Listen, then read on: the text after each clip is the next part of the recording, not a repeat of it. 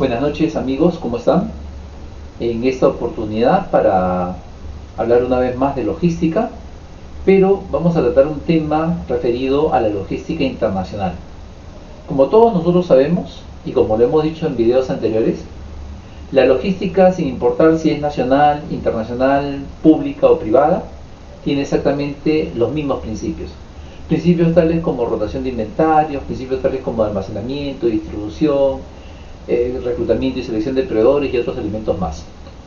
Sin embargo, la logística internacional tiene un tema muy particular, porque recordemos que la logística internacional está dirigida a lo que llamamos el negocio transfronterizo, es decir, los negocios que se hacen después de nuestras fronteras, entre un país y otro. Y recordemos también que hoy en día la competencia no se da entre productos, la competencia no se da entre la quinoa del Perú y la quinoa boliviana, entre la palta Hass peruana y la palta Hass de México o de Chile, sino que hoy en día la competencia se da entre la cadena logística de la palta Hass del Perú con la cadena logística de la palta Hass de Chile. Entonces tú puedes tener el mejor producto, puedes tener el producto más sabroso, puedes tener el producto más extraordinario con el mejor precio, pero si la cadena logística es cara, si el puerto es caro, si la carretera es cara, si nuestros caminos están llenos de problemas, ¿no?, la logística se hace menos competitiva. Y con logística menos competitiva, tenemos productos también menos competitivos. Entonces, en ese propósito es que la logística internacional pretende soportar para que el producto sea lo más competitivo posible. Y siempre en este proceso hay dos elementos. Y estos dos elementos son, uno, el mercado de origen.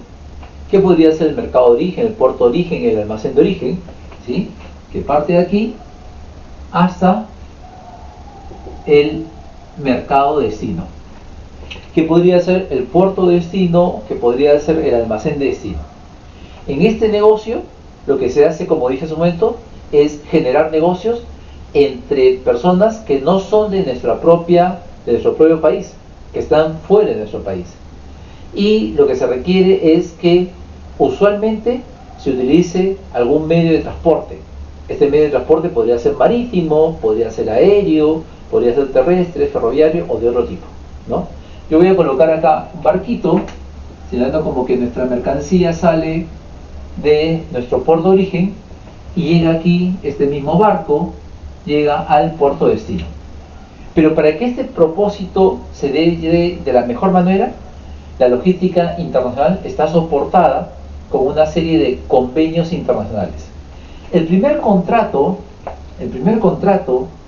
que vamos a firmar es el contrato de compra y venta, ¿sí?, que es un contrato de compra y venta internacional. Es un contrato de compra y venta internacional. Este contrato de compra y venta internacional está amparado, por ejemplo, por la Convención de Viena, ¿sí? Está amparado, por ejemplo, por la Convención de Hamburgo. Está amparado, por ejemplo, por la Convención de Visby y la Convención de Visby-Hamburgo, ¿no? Y todos ellos tratan sobre algunos aspectos muy puntuales, ¿no? Por ejemplo, no solamente el contrato de compra y venta, sino también el contrato de transporte, ¿no?, las condiciones del contrato de transporte, las condiciones del seguro de transporte. Esta primera parte, que es el contrato de compra y venta internacional, es un contrato en el que se pone mucho énfasis. Recordemos que esta es una metodología internacional. Tal como la hacemos acá, se hace exactamente en el resto del mundo. Entonces, el primer contrato, si yo soy el vendedor, vale decir el que exporta, y el señor que está por acá es el comprador, vale decir el que importa, siempre vamos a llegar a un acuerdo. Y el acuerdo está amparado en estos contratos de compra y venta internacionales. Dentro de este contrato, un aspecto sumamente importante son los famosos Incoterms. Son los famosos Incoterms, que como ustedes recordarán, hoy día tenemos los Incoterms 2020, ¿no?, que han sufrido una pequeña variación, pero estos que están acá no son reglas, estos no son normas, estos son términos de comercio internacional. Negociamos generalmente con personas que no tienen nuestro mismo idioma, que no tienen nuestra misma cultura, y requerimos términos en los cuales ambos reconozcamos, y esto se coloca dentro del contrato, ¿no? Entonces, nuestro primer contrato es el contrato de compra y venta internacional. El segundo contrato es el contrato de fletamento, ¿sí? Que tiene que ver con el contrato que tú haces con la línea naviera, ¿sí? Contrato que también está amparado por normas internacionales, que también se hace igual en todas partes del mundo. Pero un contrato de compra, perdón, un contrato de fletamiento, un elemento importante a negociar son los fletes. Tomemos en consideración que muchas veces tenemos y no tenemos capacidad de negociación. ¿Cuándo tenemos capacidad de negociación frente a la naviera? Cuando estamos exportando 30, 40 contenedores cada 2 o 3 meses, cada 2 o 3 semanas, pero cuando exportamos un solo contenedor es muy difícil que podamos negociar el flete, ¿no? Sin embargo, dentro de este contrato de fletamento hay cosas que hay que tomar en consideración, ¿no? Como por ejemplo la distancia, el peso, la dimensión del producto. Aquí en el contrato de fletamento vamos a encontrar algunos surcharges, o también llamados surcharge, o también llamado sobrecostos, ¿sí? Cuando la línea naviera nos pone un sobrecosto, cuando por ejemplo nuestra mercancía es muy pesada, sobrepesada, o cuando nuestra mercancía es sobredimensionada. Y recordemos que dentro de este proceso tenemos estos elementos que están aquí. Recapitulando, podemos decir que tenemos el contrato de fletamento. El contrato de fletamento es el acto por el cual yo contrato el flete, ¿no? Los fletes pueden ser de diferentes condiciones, pueden ser fletes, generalmente son fletes que se prepagan, es decir, hay también fletes pagados en destino, pero son poco usuales, ¿no? Y estos fletes hay que negociarlos con la línea naviera. Tienes capacidad de negociación si tienes muchos contenedores que transportar, pero generalmente cuando tienes un solo contenedor hay muy poca o ninguna capacidad de negociación. A los fletes se le aplica un surcharge. ¿Y qué es el surcharge? El surcharge es básicamente un sobrecargo. Hay dos sobrecargos clásicos: cuando tu mercancía es sobredimensionada o cuando tu mercancía es sobrepesada. Entonces ahí lo que hace la línea naviera es ponerte un sobrecargo por estas condiciones, ¿no? Y los otros dos son el BAF y el CAF. El BAF es el Bunker Adjustment Factor, que es el factor de ajuste al combustible, y el Current Adjustment Factor, el CAF, ¿no? El primero es el ajuste al combustible, ¿de acuerdo? Que podría ser por el precio del petróleo, por los cambios en las condiciones del combustible, ¿no? Y te sobrecargan en el propio trayecto. Y igual sucede con el Current, ¿no? El Current es el ajuste a la moneda, el Current Ajuste Factor. Y es básicamente porque en el trayecto también el tipo de cambio tiende a variar y eso implica que haya un sobrecargo, ¿de acuerdo? Junto con este elemento tenemos el contrato, tenemos otro contrato importante que es la carta de crédito, ¿no? Que es la carta de crédito. Recordemos que nuestra recomendación siempre es negociemos con carta de crédito, vendamos con carta de crédito. La carta de crédito lo que hace es básicamente amparar el pago. La carta de crédito hace comprometer un compromiso de que vamos a recibir el pago, ¿no? Usualmente, ¿cuándo se ejecuta la carta de crédito? La carta de crédito se ejecuta cuando yo recibo como exportador, subo la mercancía al barco, ¿no? Hago por ejemplo un FOB, ¿sí? Subo la mercancía al barco, la coloco sobre la plataforma del buque y el barco me entrega el Bill of Lading, mi conocimiento de embarque. Con mi conocimiento de embarque en la mano, yo entrego estos documentos junto con el contrato, la orden de compra si lo hubiera, otros elementos más, lo entrego a mi banco y mi banco le dice al banco del comprador: el exportador ya cumplió con colocar la mercancía sobre el barco, por lo tanto se ejecuta el pago. Eso sería lo usual, sobre todo si estás manejando en FOB. En muchos casos, ¿qué sucede, no? Por desconfianza del comprador, lo que sucede es que el comprador dice: ah, sí, yo pago, pero cuando la mercancía esté aquí. Y es un tema que tendrá que constar en tu contrato. Es un tema que tú tendrás que ver si se coloca en el contrato o no esta condición, ¿no? Que no debería ser así, sí, no debería ser así. Pero depende cómo negocies tú con tu comprador, ¿no? Se da sobre todo en productos frescos, ¿no? En productos frescos, sobre todo en frutas, ¿no? Nos dicen: mira, ¿sabes qué? Yo te pago el total siempre y cuando llegue la mercancía acá, yo abro el contenedor y solo te pago lo que está bueno. Nosotros siempre recomendamos que si hay esta condición por parte del comprador, esencialmente se tenga un representante en destino que pueda verificar que lo que dice el comprador es cierto. Es decir, el comprador nos puede decir que el 70% de la fruta llegó mala o que el 50% llegó mala, y por favor eso no nos consta, ¿no? Entonces deberíamos tener alguien en destino que verifique esto. Sin embargo, ¿cuáles deberían ser las condiciones de la carta de crédito? Estas condiciones no te puedes olvidar de una carta de crédito. Uno, la carta de crédito tiene que ser irrevocable. La carta de crédito tiene que ser confirmada. La carta de crédito tiene que ser a la vista, ¿no? La carta de crédito podría tener cláusula roja o cláusula verde. Estamos hablando de adelantos. Uno es el total y el otro es el parcial, ¿no? Y podría ser a plazos, ¿de acuerdo? Y la carta de crédito, una carta de crédito que también se utiliza cuando no hay mucho conocimiento del comprador y vendedor, es la stand-by. Estas condiciones de la carta de crédito, por favor, deben siempre, siempre, siempre estar claras, ¿no? ¿Y a qué nos referimos con confirmada, a la vista, irrevocable? Les cuento que la Organización Mundial de Comercio ha convertido todas las cartas de crédito en irrevocables. ¿Por qué? Porque sucedía que tú embarcabas la mercancía y en destino el comprador revocaba la carta y te quedabas sin un amparo de pago, ¿no? La otra cosa es que esté confirmada, es decir, la confirmación es de hecho, ¿no? Es decir, el banco dice, oye, ¿sabes qué? La carta la quiero redactada pero confirmada. ¿Qué quiere decir esto? Que el banco está confirmando el pago para el vendedor, ¿no? A la vista que simplemente con la entrega del documento se nos va a pagar, ¿no? Y estas condiciones nos dan la posibilidad de tener un pago asegurado. ¿Qué es lo más dificultoso, no? Cuando algunos vendedores, algunos exportadores, pretenden vender, por ejemplo, más que con un contrapago, sin carta de crédito, ¿no? Nosotros hemos tenido problemas con clientes que vendían y que no exigían una carta de crédito. Y disculpen, como decimos en la vida real, gente que actúa mal hay en toda parte en la vida, ¿no? Y resulta que este cliente que le vendía mucho tiempo a su comprador en extranjero, le tenía mucha confianza, se tenía mucha confianza. Y de la noche a la mañana el comprador dejó de pagar, ¿no? Y el señor no tenía cómo pagar. Entonces, por favor, hay que seguir el tema de la carta de crédito.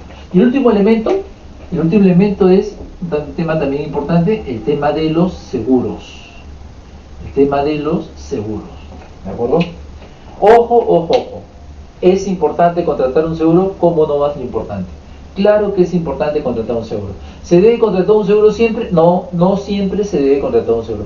Hay mercancías que es muy difícil que le pase algo, al menos que el barco se hunda o algo parecido, ¿no? Yo trabajé en una empresa en la que importábamos válvulas, bridas y codos. Y los codos eran enormes, eran codos para las industrias petroleras, hidrocarburos, eran unos codos de metal enormes, de acero totalmente. Eso no se caía, no se rompía, no se corroía, no se lo podían llevar en el bolsillo, es difícil que lo saquen del puerto, ¿no? Por ejemplo, esos productos nunca le compramos un seguro, nunca adquirimos un seguro para eso. De hecho, cuando tú compras un seguro, tiene que haber una razón justificada para que compres un seguro, ¿no? Pero ojo, podría suceder lo siguiente, ¿no? Yo soy el vendedor, ¿sí? Yo soy el que estoy exportando y yo compro el seguro, pero lo compro a nombre de mi comprador, ¿no?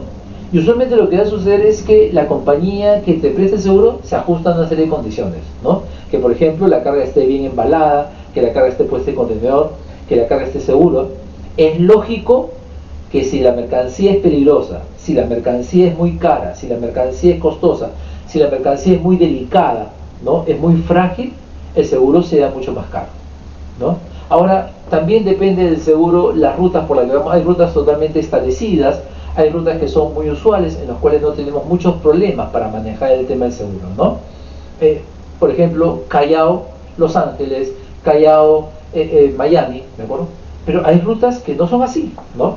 Por ejemplo, la ruta que va por África, por el Cuerno de Hornos, tú te das cuenta que en ese lugar lo que existe es una suerte de piratería, ¿no? Los barcos evitan pasar por ahí, porque son raptados, ¿no? Y ahí, si tú colocas un seguro para eso, pues es un seguro seguramente muy caro, ¿no? Es un seguro extremadamente caro, ¿de acuerdo? Entonces tendremos que establecer qué tipo de seguro y cuándo lo vamos a comprar. ¿Cuánto cuesta un seguro? Recuerda que se asegura la carga como máximo por un 120%. Es decir, los seguros no están hechos para que tú lucres con ellos, ¿no? No puedes asegurar una carga que cuesta $100,000 y la quieres asegurar por $1,000,000. Eso no se da en ninguna parte del mundo, ¿no? Entonces te van a asegurar por el 120 y lo que vas a pagar es una prima. Usualmente, ¿en qué nivel está esa prima? Dependiendo de tu nivel de negociación, de qué tan importante eres para la compañía de seguros, qué tanta frecuencia contrata un seguro, la prima podría ser entre 9 y 12%, ¿no? Nadie te vende un seguro, como decimos, para lucrar, pero es importante que se determine qué tipo de seguro y con qué compañía lo vamos a hacer, ¿no? Pero por favor, recuerden que el primer seguro en el mundo fue el seguro marítimo, así que es un documento muy estandarizado. Estos son los elementos, ¿no? Vamos a recopilar un poco lo que hemos dicho. Uno, el contrato de compra-venta internacional, que está amparado por la Convención de Viena, Hamburgo, Visby y Vivi-Hamburgo, ¿de acuerdo? Son contratos de carácter internacional que estandarizan los contratos en todo el mundo. El segundo es el contrato de fletamiento que le hace frente a la línea naviera, ¿no? Recordemos que la línea naviera te va a prestar un servicio de transporte, ¿sí? Y en el caso de la línea naviera, que no es el mismo en el caso en el aspecto aéreo, la línea naviera, además de prestar el servicio de transporte, te presta el servicio del contenedor, ¿no? El contenedor en la línea naviera tú lo recoges, ¿no? Hay lo que se denomina una operación de recoger, cuando tú acá, por ejemplo, en el origen, te entregan el contenedor, tú llenas la mercancía, con tu mercancía con el contenedor, ¿sí? Sube al barco y en el destino se devuelve el contenedor, ¿no? No es así en el lado marítimo, ¿no? En el lado marítimo, perdón, en el lado aéreo, no es así. En el lado aéreo, la línea aérea no te permite que tú toques el contenedor. La línea aérea contenedoriza la carga. Pero no es muy usual, ¿eh? No es muy usual utilizar contenedores en el aspecto aéreo. Es más, por ejemplo, la carga de productos frescos como espárragos viaja en lo que llamamos una red, ¿no? Que es básicamente una tarima, una plataforma, una parihuela, sobre la cual se pone la carga, se suncha la carga y se le coloca una red encima. Esto hace que en el lado marítimo y en el lado aéreo los contenedores se manejen de manera distinta, ¿no? Y finalmente la carta de crédito que hemos mencionado, a la vista, confirmada, irrevocable, cláusula roja, cláusula verde, ¿no? Que nos permita básicamente hacer que el pago se dé, asegurar el pago, y el tema de los seguros, ¿no? Tú determinarás qué aseguras, ¿no? Y por qué tiempo y cómo aseguras la carga, ¿no? ¿Podría ser que sea un seguro para un solo viaje? Sí. ¿Podría ser que tuvieras una póliza de seguro que ampare varios viajes a lo largo del año? También, ¿no? Estas son las 4 operaciones más importantes. Y junto con esto, un tema que también es importante es el tema de la documentación, ¿de acuerdo? Y vamos a mencionar los documentos más importantes en el comercio internacional, en los negocios internacionales, en la logística internacional. El primer documento más importante es esencialmente lo que ya hemos mencionado, el contrato de compra y venta internacional, ¿sí? El otro documento importante es el Bill of Lading. Bill of Lading, ¿de acuerdo? Que es lo que llamamos el manifiesto de carga, ¿sí? Recordemos que el manifiesto de carga es el documento que confirma que tú has subido la carga al barco, ¿de acuerdo? Y que te permite ser poseedor de la carga, el dueño de la carga, ¿sí? Junto con esto tenemos la factura comercial, ¿no? La factura que le llamamos el invoice, ¿no? Que es básicamente lo que determina la compra y venta del producto, ¿no? Junto a el volante de levante, el volante de levante, que es el documento con el que retiras la carga del puerto, ¿no? Tenemos el bill of lading, la factura comercial, el invoice, el volante de levante, y también tenemos documentos como, por ejemplo, las certificaciones, ¿no? Las certificaciones, ¿sí? Sobre todo, ¿qué tipo de certificaciones? Lo coloco por acá, por favor. Una de las más importantes es la certificación fitosanitaria. La certificación fitosanitaria, ¿no? Que recordemos que esta famosa certificación fitosanitaria es la que por muchos años ha permitido que los productos ingresen o no ingresen a un destino, ¿no? De hecho, nosotros teníamos un tratado de libre comercio, por ejemplo, con Corea del Sur, y sin embargo, seguíamos exportando muy poco a Corea del Sur. Por ejemplo, no podíamos llevar paltajas, no podíamos llevar mangos, no podíamos llevar cítricos, porque nuestros requisitos, nuestros certificados fitosanitarios no habían sido homologados con la Autoridad Fitosanitaria de Corea del Sur, ¿no? Pero además de los certificados fitosanitarios, que son importantes, por ejemplo, acá tenemos que tomar en cuenta SENASA, ¿no? ADIGESA, ¿de acuerdo? ADIGEMIT, ¿de acuerdo? Los certificados, por ejemplo, lo pongo por acá, por favor, de ADIGESA, ¿sí? De ADIGEMIT, ¿de acuerdo? De SENASA, que es el certificado sanitario, por favor, de SENASA. En algunos casos, el certificado de SUCAMEC, ¿de acuerdo? Que son los certificados que generan la posibilidad de llevar nuestra carga. El primero, que es la Dirección General de Salud, que está relacionado a todos los elementos relacionados al ser humano, ¿no? A la vida humana. El DIGEMIC, que está referido a drogas, ¿no? Por ejemplo, a mí me llamó la atención un señor que estaba importando sillones dentales y nos pedían el certificado de DIGEMIC para sillones dentales. Es decir, son drogas, medicamentos, utensilios médicos, equipos médicos, ¿no?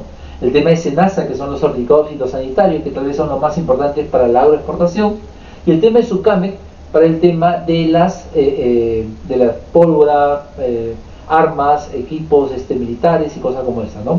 Y un certificado más, que también es sumamente importante, por favor, es el certificado de origen. Es el certificado de origen, ¿de acuerdo?